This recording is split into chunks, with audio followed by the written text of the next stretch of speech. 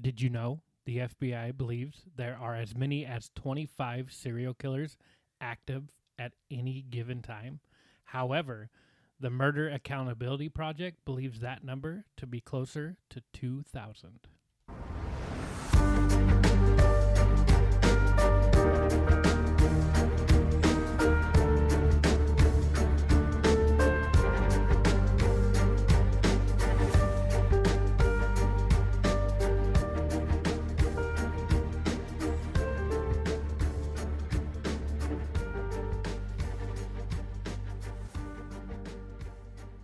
Welcome. I'm Jay. I'm T. We are Fatal Blend. This is where we talk about two things we absolutely love. A little bit of coffee and a lot of true crime. Specifically, serial killers. Wow, wow, wow. Do you think we'll ever change our we need intro? I'm like, man, it's fine. I like the intro. 50 episodes. But 50. We'll change it. okay, well, we're at 42, so. Yes, I know. So we're going to have to change it soon. It'll buy me a couple of months. We are at episode 42, and we put one out every single week. Which 50 would be 2 months. That's only 8 episodes. 2 months. Which would be 2 months. 2 months. I know. I heard you. Okay. All right. Well, here we are again. And I say that because I got to remember where I am. Since I just did I'm a big hit. So another podcast asked me to step in. Yeah. If you listen to Crime Bitches, which is me and my daughter. So she was sick. And so Jay filled in. She sounded like this. She really did. And so he filled in. So you will hear that episode. If you are somebody who listens to both of the podcasts, you will hear that episode. You will have already heard that episode because those episodes drop on Tuesdays. This one drops on Thursday. So that is why you will hear Jay on both podcasts this week. Yeah. And just to get a little payback eventually, I think I'll make her sit in for me one of these days when I don't feel good. So what are you guys going to do if I get sick? Skip it. Like, obviously, you guys aren't doing shit. Nah, we're going to have to.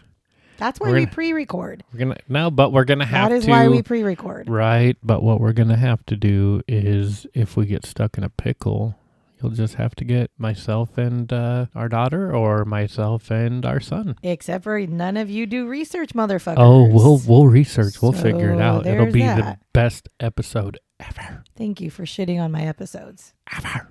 Actually, we might lose some listeners. What are you drinking? I am drinking. So for those of you who don't know, when you have an Nespresso, if you order your pods from Nespresso, they typically throw in like 1 or 2 little pods that are like samples. They threw in a double chocolate pod. I don't like chocolate like that. But Jay isn't going to drink that shit either. So hell no. I was like, I'll give it a shot this morning.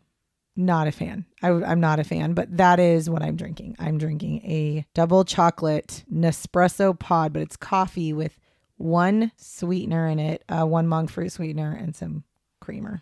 Yeah, I think the name on it was double chocolate caca.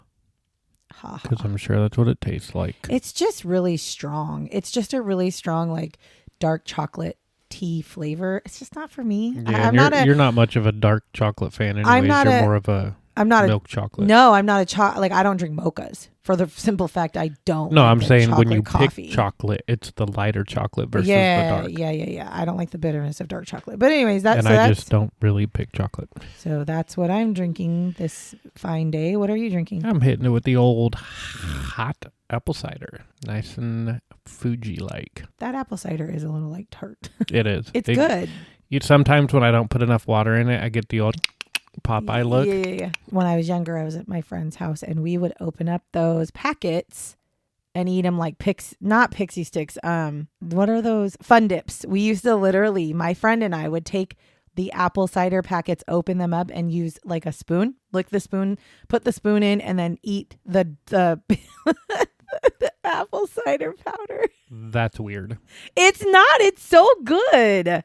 Well, if you put it in water, it's real good too. No, because you were just looking for that tang that comes. And anyways. Yeah.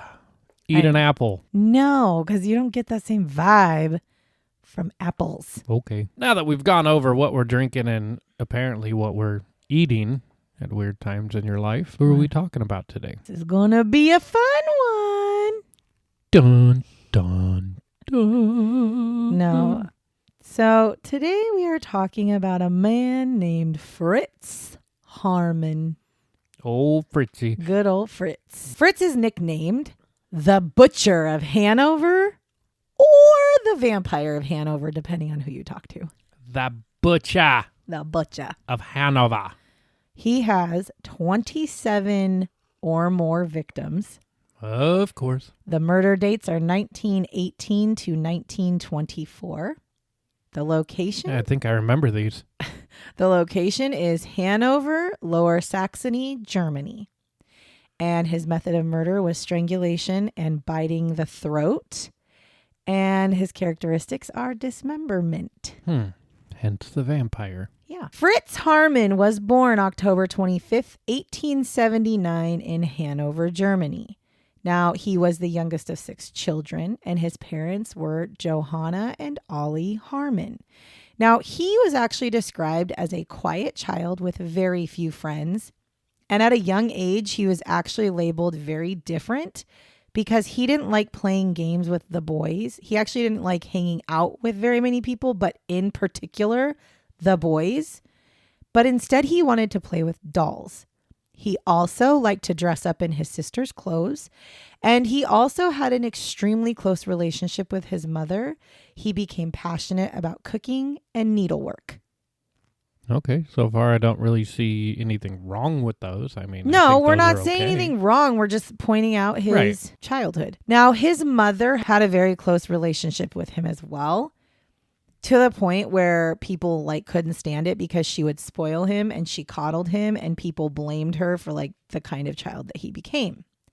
Now, in school, he was a below average student. He was fine in school. He got along with people, but he did terribly in actual the studies part. And there was also a claim that at the age of 8 years old, he was molested by a teacher. But as he got older and after all this stuff happened, he actually refused to discuss anything about that. Even though when he was 8 years old, he told somebody, but he refused to talk about it. Probably because it actually happened and it was too traumatic, to be honest. Fritz ends up actually finishing school in 1894, which the quick math on that, he was 15. So he actually ends up finishing school when he's 15 years old. Finishing as in not necessarily graduating, but going to his parents and saying listen, I don't want to do this school thing anymore. And they were like, yeah, okay. You're not a good student anyway. So yeah, sure. So he ends up spending a very short amount of time apprenticing as a locksmith, but he was not very good at that. So that didn't go very well. And then in April of 1895, so he's 16 years old at this point. Well, not even 16. He begins military training to go into the military. And there was a military school. From what I could understand is because he was so young, he was actually going to a military school, but it's not books. It's actually to train you to be in the military. Now, at first, everything is fine. And he actually is an exemplary military student. He's catching on to everything. The corporals and the captains and the sergeants are wow, he's a top-notch military student. However, throughout his time there, he starts having these weird things where he's blacking out and passing out out of the blue.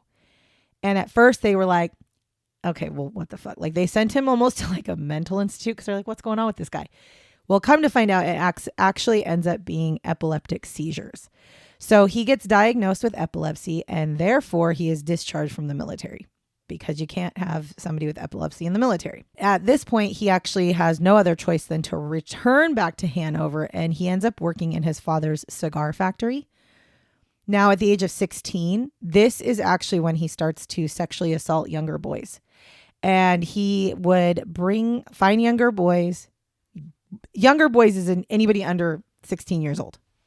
They could have been 10, 12, whatever. They don't actually have ages, okay? So he would find these boys and he would bring them to secluded areas, in an attic or a secluded area in a neighborhood, and then he would sexually assault them. That's what he would do. Well, in June of 1896, so he is 16 years old, Fritz is actually arrested. Fritz is actually arrested for committing a sexual offense against young boys.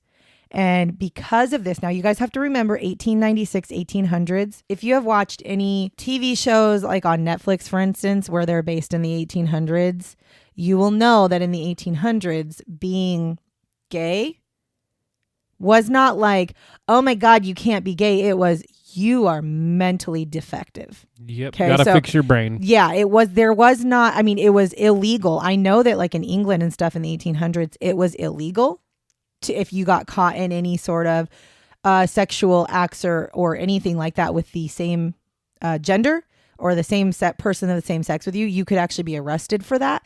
But most of the times the sentence was they would send you to like a mental institute. Because they got to fix what's your brain. wrong with you, because that's not what normal people do, right? In their opinion, at that time. Yes, and so that's what they did. So he gets arrested. He was put into a mental institution because of his sexual offenses against young boys. While he was in this mental institution, it was determined that he was incurably deranged and unfit to stand a trial. So they couldn't even charge him with anything because the psychiatrists in this facility were like, he's crazy. I don't know what made them think that, but whatever. So at that point, he was actually committed indefinitely to a psychiatric facility on May 28th, 1897. So he is 17, actually. He is 17 years old, and he is in a psychiatric facility for being attracted to males. And I mean, sexually assaulting them. Right, but he's in there with other people that have a lot more and they think that severe issues, and they think but that to them that was a severe issue. Right. Now on January 1898, Fritz actually escapes from the facility and he heads to Switzerland. And he actually lived there with a relative of his mother's and worked as a handyman in a shipyard. Now, his mother helped him escape. So he escapes. She literally helps him because, again, this is her boy.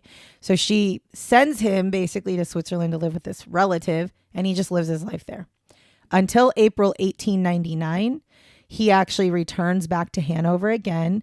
And this is actually when he meets a woman named Erna Lowert, and they have like a fling.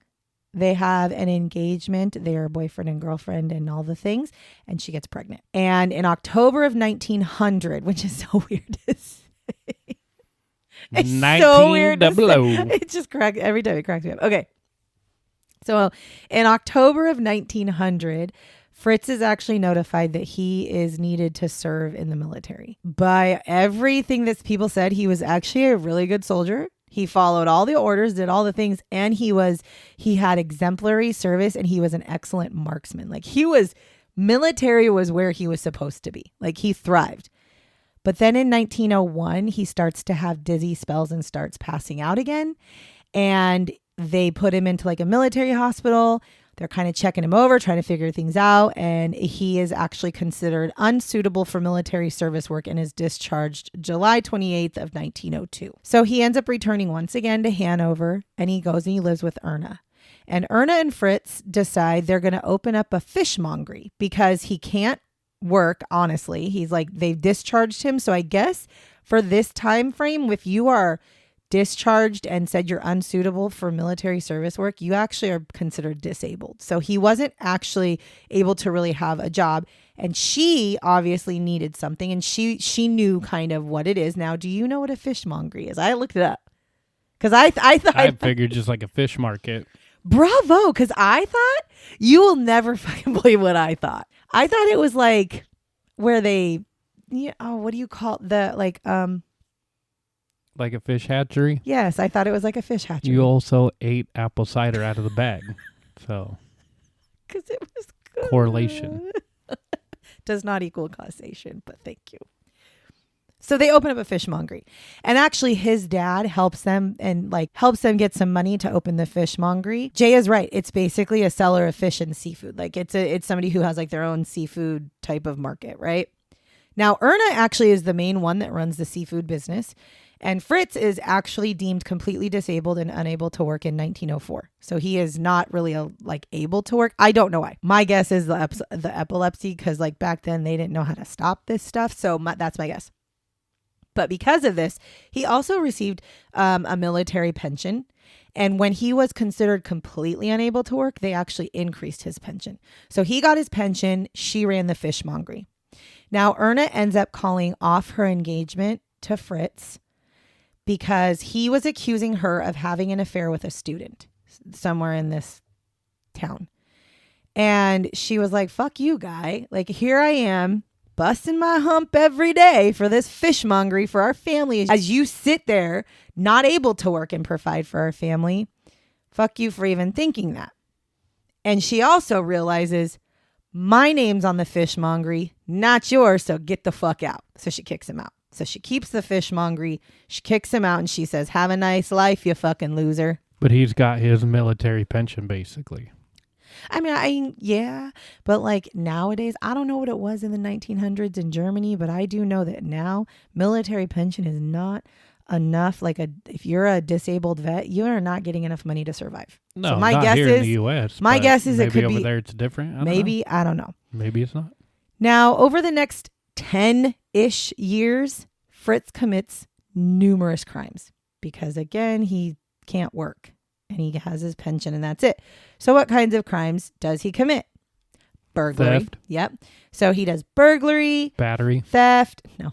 Man. He was a con artist. So all of his things that he was doing was to basically steal from people. Sure he wasn't Irish. Rourke. Rourke. I love Rourke. Yeah, cut that shit out. What? Nasty. I wish that Rourke existed in real life in my life. I mean, no, I don't. Never mind. Because he's got long hair and that's gross. So forget it. So he does all these things. Well, he ends up going to prison from 1905 to 1912. He basically is in and out of jail that whole time because of all these things that he's doing. Now in 1913, he's actually arrested again for burglary. And this leads them to actually search his home. And they find items in his home from like a string of burglaries, and that lands him in prison for another 5 years. So I'm sure at this point you're sitting here going, how did this man end up killing 29 plus people when he's been in jail for like a hot minute? Very quickly. One, very quickly. Two, he does get out of jail. Like, I mean, he goes in 1913, he gets out in 1918. Now, while it is not known the exact number of people that he killed, we will actually get ready to talk about some of the boys that we know for sure he killed. First off, I'm going to go through like I've done in the past where I just say like the dates, the names, and if there's any information about these people. And then I will talk to you a little bit about how they were murdered. I'm just going to fair note you now. It's pretty fucking gruesome. So I'm not going to go into like crazy detail, but there is one specific detail that I have to say because it's important and it's fucking grotesque as hell. So I'm just prepare for that. Okay. Just prepare for that. Prepared. So it should also be noted that in 1922, Fritz meets a man and this man becomes his lover. And this man's name is Hans Grans. Big summer blowout. I literally love it. Hans Grans. Hans is an important part in Fritz's murders, to be honest with you. And we will get there. We will explain. What I'm doing is I'm giving you all the prep stuff before I go into the victims. And Fritz and Hans do both eventually get arrested for all of these murders. But for right now, we're just going to go through some of the murder dates, the names and the ages, and if there's any little tidbit of information. Okay? Let's do it. And I do this because there's a lot of them. That's whenever there's a lot, I always tend to just list them first and it just makes my life easier. So we are going to start with September 27th, 1918. Now let me preface this and say, remember that Fritz did not meet Hans until 1922. So this 1918 murder was purely Fritz, okay? Fritz meets a kid named Friedel Roth. He's 17 years old. Now Friedel's a runaway. And he ends up running in and meeting Fritz at a cafe. They start to get to talking. Things like whatever. They hang out for a little bit and Friedel disappears. Now, after Fritz is arrested, he does claim that he buried him in a cemetery after he killed him. But he does say that he killed him. Then on February 12th, 1923, Fritz meets a kid. These are all kids. Most of them are all kids, by the way. Meets a kid named Fritz Frank. Or Frank, probably. And he's 17. Now, Fritz meets Fritz because they're both named Fritz. So Fritz meets Frank. We'll call him Frank because that's his last name.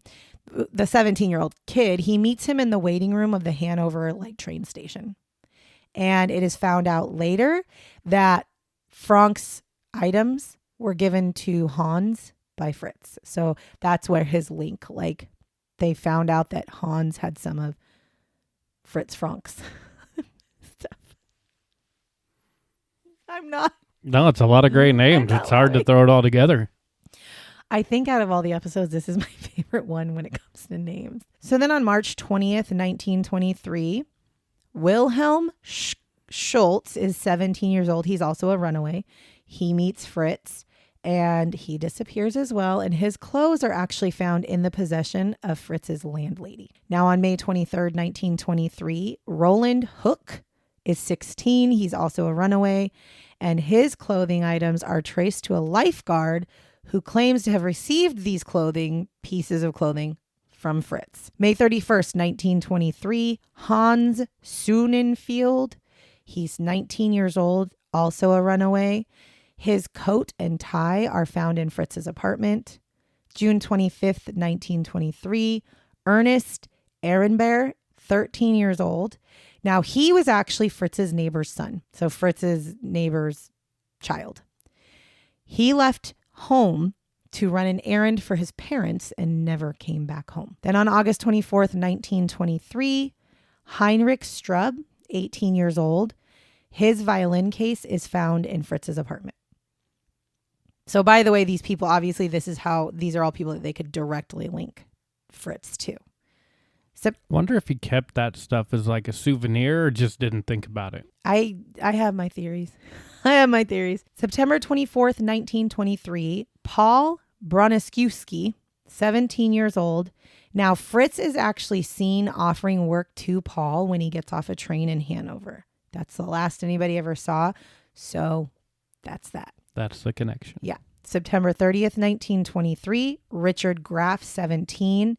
His coat is actually pawned by Fritz's landlady. Then October 12th, 1923, Wilhelm Erdner, he's 16. Fritz actually sells Wilhelm's bike on October 20th. October 24th, 1923, Herman Wolf, 15. The buckle of his belt is found in Fritz's apartment. And spoiler, Fritz is actually acquitted of this murder. So he is not actually charged with this murder. October 27th, 1923, Heinz Brinkman, he's 13. It was testified that Heinz was last seen talking to Fritz and Hans in the waiting room at the train station. And Heinz was actually on his way home. So he had to hop on the train to get home. And he missed the train. And he was never found. Then on November 10th, 1923, Adolf Hannenpell, 17 years old. Fritz actually admitted to kidnapping Adolf and killing him, but he said that he did it because Hans Grons urged him to do it. Then December... Which makes it okay. I think I say this, but I'll end up repeating it again. There's a couple of times where he talks about how Hans wanted something that the boy had, a coat of this. And he's like, well, then I want his coat, so kill him. So my theory is that he kept the things because he wanted them, not for souvenirs. Then on December 6th, 1923, Adolf Hennies is 19. Hans was actually in the possession of his coat. And after telling the authorities that he was not responsible for the murder, Fritz tells them, I didn't kill that boy. Hans did. Fritz actually is also acquitted of this guy's murder too. Which makes sense because Hans was caught with his fucking coat on. So, there's that. Then on January 5th, 1924, Ernest Spicker was 17. And Hans actually was wearing Ernest's shirt when he got arrested. Then on January 15th, 1924, Heinrich Koch is 20. And his clothing and personal belongings were given to Fritz's landlady's son. Then February 2nd, 1924, Willie Sanger, 19. He was actually a known acquaintance of Fritz. And Fritz was also seen multiple times with Willie. And then he also, after Willie's disappearance, Fritz was seen wearing Willie's coat, a lot. So there's that. Yeah, kind of obvious. Yeah. Then on February 8th, 1924, Herman Spickert, 16, his clothes were actually sold by Fritz's landlady, and Hans was actually found to have this kid's geometry kit that he had been using in school. Then on April 1st, 1924, Herman Block is 21. He was his last location was walking towards Fritz's apartment, and Fritz was actually wearing Herman's suit when he was arrested. So Fritz was wearing Herman's, and Hans was wearing like 3 different people's. Yeah, and unbelievably, Fritz was actually acquitted of that murder as well. I don't know what more evidence you need. He's wearing the damn suit of the kid he killed. Right. But whatever. Then April 8th, 1924, Alfred Hogreth, 16. He was seen multiple times with Fritz after running away from home, and most of his clothes were actually sold by Fritz's landlady. April 17th, 1924, Wilhelm Appel, 16 years old. Again, most of his clothing is sold by Fritz's landlady, and he is also seen around town with Fritz before he disappears. On April 26, 1924, Robert Witzel, 18 years old, his skull was actually found on May 20th. So he disappeared April 26th. His skull was found May 20th, and the rest of his remains were thrown into a river. His skull was found washed up ashore from a river. Some people found it. On May 9th, 1924, Heinz Martin is 14. His leather cap and shirt were found in Fritz's apartment. Then on May 26, 1924, Fritz Wittig, 17. Fritz says that he actually did not want to kill this Fritz, but he was persuaded to by Hans because Hans wanted the boy Fritz's suit. So he said, you better kill him for me. May 26, 1924, Friedrich Abeling is 20. His skull is also found in the Lenny River. Lanai sounds good. On June 13th, 1924. I don't think it's Lanai because I'm pretty sure Lanai is in Hawaii. Lean, Leine, Lean River. Then on June 5th, 1924, Frederick Cook, 16. He was last seen by his 2 friends walking away with Fritz. And June 14th, 1924, Eric DeVries, 17. And after Fritz is arrested, he actually leads them to his remains. Okay, so these are the known people. Obviously, he gets caught. So on June 22nd, 1924, Fritz is actually seen arguing with a 15-year-old kid named Carl Fromm.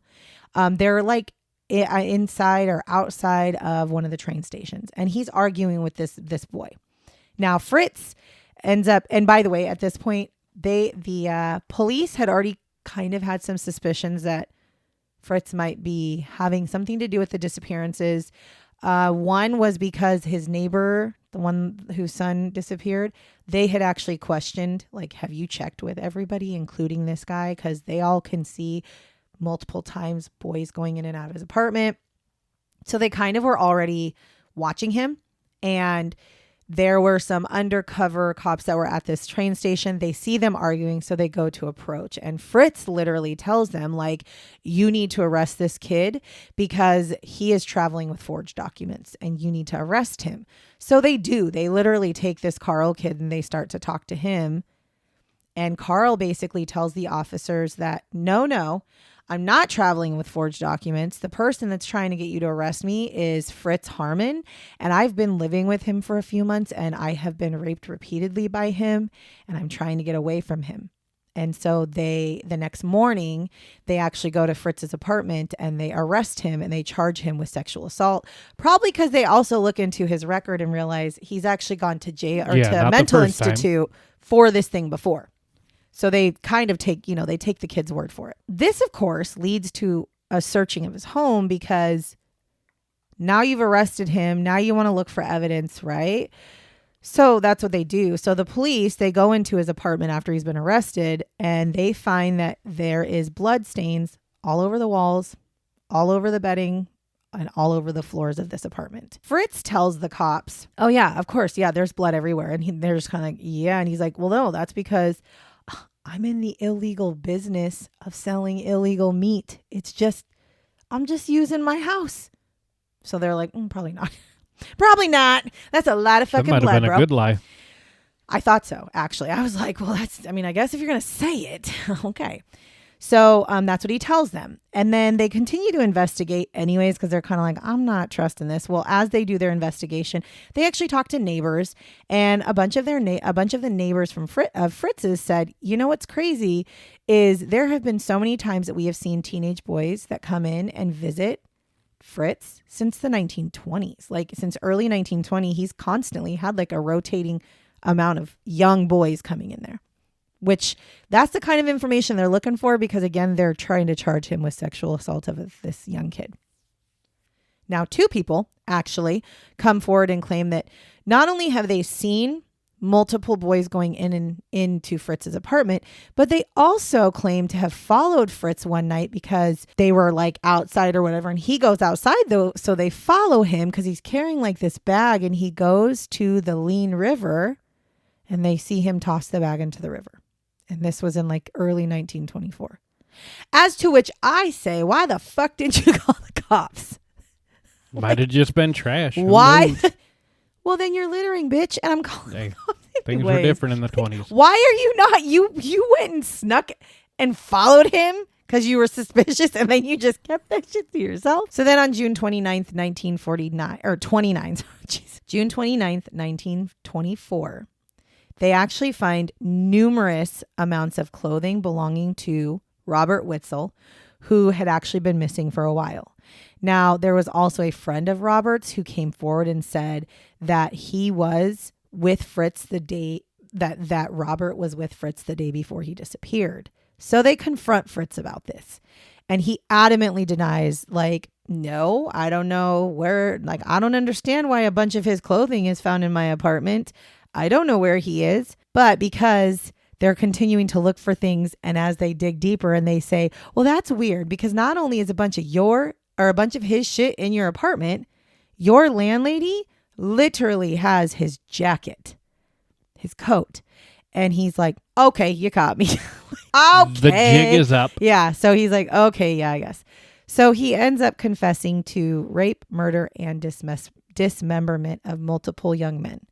Now, he claims that he suffered from a rabid sexual passion and that he never went out with the intent to kill anybody. This is where the part comes. Plug your ears for a hot minute if you don't want to hear something gross. He would be overcome with an irresistible urge when all this stuff's going on, and he would then bite the men through their Adam's apple. Yeah, it's pretty disturbing. Which would kill most of them, I'm assuming. But probably not quickly. No. So there's that. All of Fritz's victims were dismembered before he disposed of them. And he actually did claim at one point to have killed between 50 to 70 boys. And they were only able to actually legally connect him to 27. So he was charged with 27 murders. But he also claimed that Hans had insisted on some of the murders. So Hans does end up getting arrested too on July 8th as well. And he is also charged as an accessory to murder. Now, both men go to trial on December 4th, 1924. Now, Fritz admits at the trial to killing 14 of the 27 people he's charged with. Now, he says the reason he's not admitting to the other 13 boys is because he's not really sure of their identities. So he doesn't want to say that he did it if he doesn't know for sure. Okay. And Hans actually pleads not guilty to being an accessory. The other thing was the reason they didn't have the proof, but they really do actually think that there's a chance he killed 50 people, because he would tell them like, oh no, I've killed like a lot of people. And he told them, but like, I don't know who they are. So I couldn't even tell you.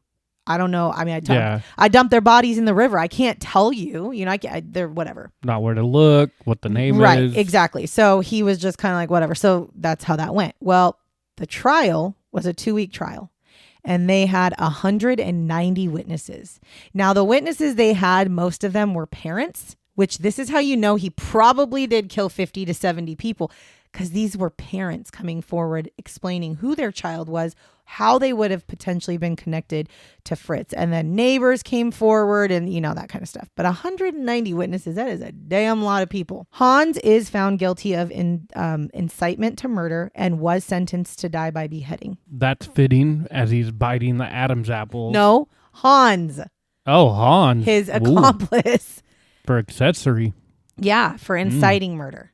Not even accessory. No, Basically, I mean, you told somebody to go kill Yeah, somebody, that's what they're so saying. you deserve to die. Now, he was also given a sentence on top of the beheading. He was given a sentence of 12 years for being an accessory to Like, murder. look, just in case your head doesn't come off. Which that You're always gonna get cracks me up. 12 It's like, let's let you have 12 years and a beheading. Like, bitch, you're going to die anyways. Who gives a shit? Yeah, I mean, how crazy would it be if they made him serve the 12 years knowing at the end of his sentence he's going to die? So there was a case, I think it was with Sierra and I that we did it, where they did that, where somebody was given the death penalty, but then they were also given like a 40-year sentence. And the judge that gave him the sentence was like, he's got to serve his 40 years before you can kill him, knowing that he would probably die in prison because he was older, which is kind of crazy. That's kind of crazy. So anyway, so that's what he gets. Now, when Hans finds out this terrible news, he collapses on the ground and he just can't handle himself. He's upset. Okay, he's upset. So eventually he gets over his upsetness and he appeals. Okay, so he appeals because he's like, no. And they were like, yeah, no, you're still going to die. You're still going to be beheaded. And also you still have 12 years. Thanks for playing our game.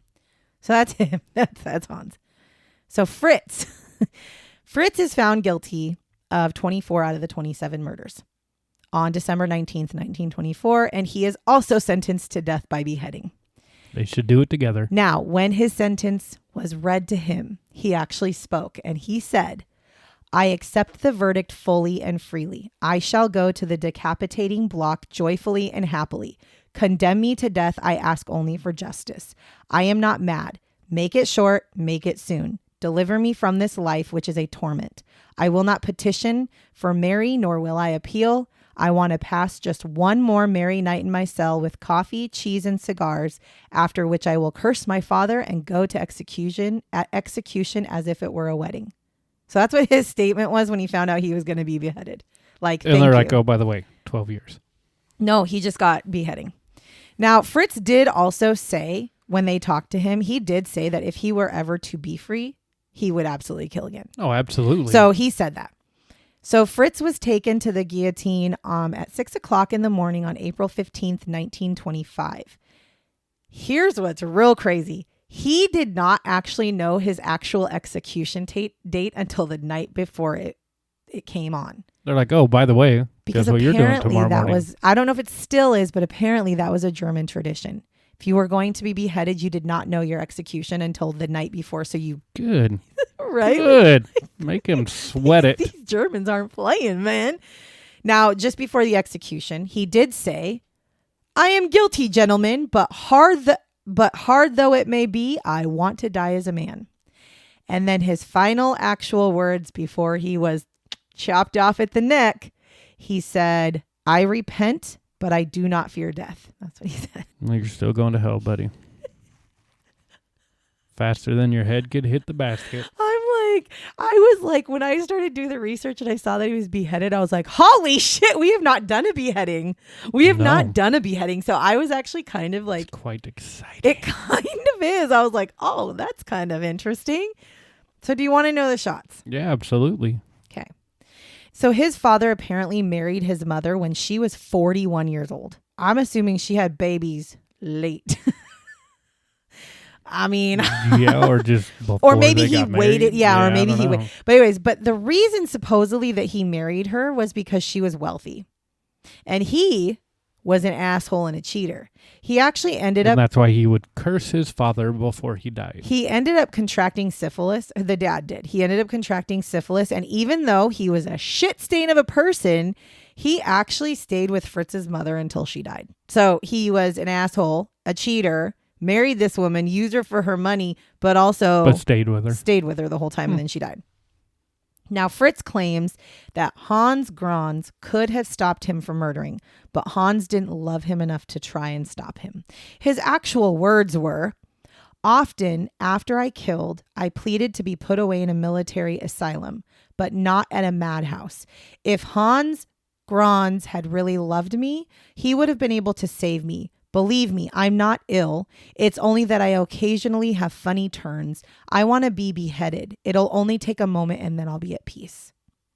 Which also then makes you go, damn it, why'd you guys behead him? Because he kind of won. Yeah. You kind of gave him what he wanted. He knew he was fucked up, and knew he was just fucked up. like, well, I can't do nothing about it. He's one of those fascinating serial killers where it's like, he knew he would kill. He had an urge to kill, grotesquely urge to kill. He was okay that he got caught because he was like, listen, I don't actually want to kill these people, but I have to. Like, I feel like I have to. It just happens. And I feel, well, actually, I'm jumping the gun. Please hold. All right. Now, supposedly, after his first murder in 2018, Well, he's a time traveler. in 1918, he actually was sick for 8 days afterwards. And his claim is it's because he ate a rotten apple. No.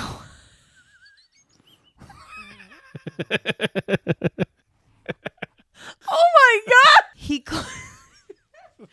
He claims it was because he was so sick and disgusted and bothered by cutting up the body. Okay, so he didn't. I think he liked killing, but I don't think he liked the cutting up the body. Yeah, I like fishing. I don't like bonking the fish on the head. Not the same. Not the same. So I am not going to go into detail because I'm not doing this, but Fritz did. So you're welcome because I read this shit. I read this shit myself and I'm going to keep it in my brain. I'm going to share a little tiny bit of information, but he definitely went into detail on how he dismembered the bodies. And it was really grotesque, which is why I'm not going to share it. I mean, actual details to where there's nothing left to the imagination of what he did, how he did it, and in what order he did stuff. Okay.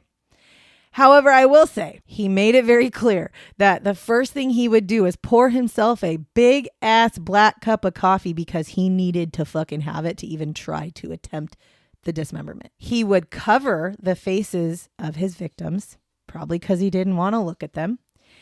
And I will just say that he got rid of the whole entire body, one way or the other. This would also involve things like toilets and the river. So that's where I'm going to leave it. I'm not going to say you want to know. Google his name and you will find out. Now, there were some rumors that he would actually use pieces of the meat and sell them on the black market as beef and pork. I don't know if that's real. That's just one of the rumors. It probably could be. Now, during the trial, the police came under severe scrutiny because the claim had been since 1918, they knew of his criminal activities and chose not to dig in and really look into him. They just knew what he had done. Like they knew his background. And when a boy would go missing, when the first victim went missing and it was noted that he was last seen with Fritz, they decided to just pretend like they didn't know he had sexually assaulted multiple people, younger boys in his life. So they were pissed. The people in this town were like, you guys fucked up. He was allowed to kill this many people because you guys didn't do your damn job. I say fair. Fritz continued, forever, continued to talk about how he never had the intent. He really never had the intent to kill, that he couldn't control himself. And that he literally did get emotional and cry after the person was killed. Not while he dismembered the body, not any of that. It's like he would kill them and then immediately regret it, which I actually believe. I do. I believe based off of the way that he describes himself as killing and the way, I mean, it kind of makes me think of Of Mice and Men when the big guy kills the mouse. He doesn't mean to, right? It's kind of that kind of a idea, I think. He still deserved to die for it. He's literally the candidate you want to die for it because he can't control it. But I want to make that clear. Now, Fritz's brain was actually kept for forensic analysis, and they did actually find traces of meningitis in his brain. I don't know if that would explain why he was the way he was. I don't know, but they did keep it. They took his brain after he was beheaded. They took his brain and studied it. Fucking fair.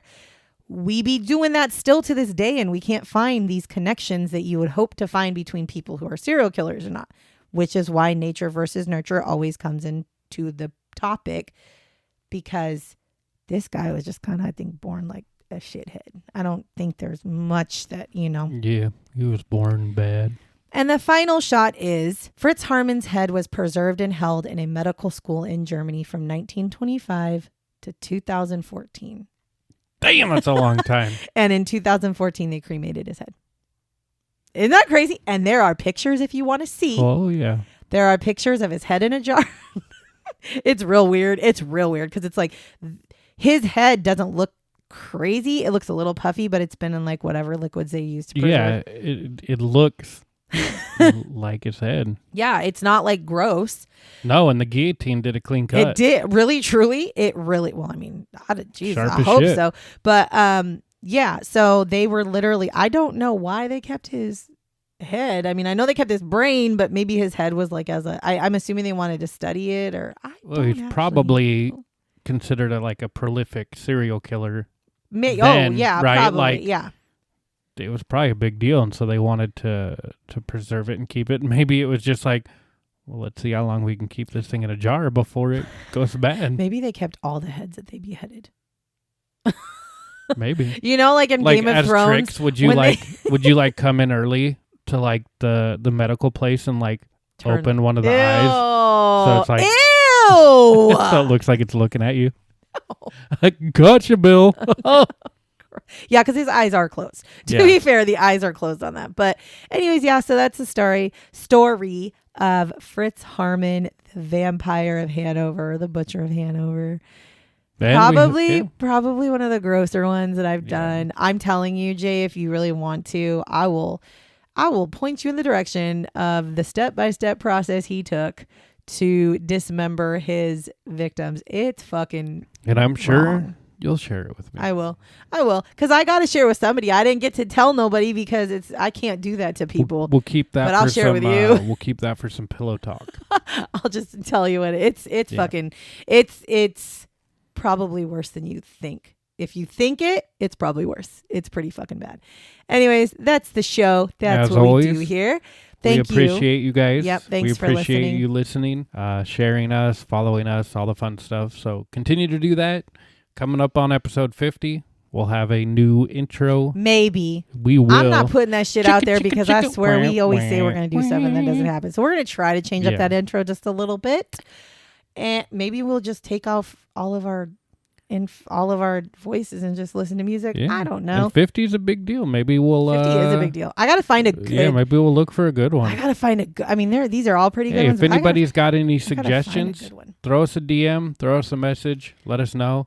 And don't send me any fucking Ted Bundys or shit. We don't want like Ted Bundy or Zodiac or anything like that. Like we want something that maybe a lot of people haven't heard of, something we could dig into. Actually, I think I know exactly who I want to do. Well, let's see if anybody throws out an idea. We'll look at it. Even if it's not our 50th episode, we'll probably still do it anyways. I'm always down for suggestions. All right. And again, thank you. Follow us. Insta. Maybe not TikTok. Just follow us. See. Don't be a bitch. Anyways. All right. Okay. And with that, this is where I say goodbye. And I say bye-bye.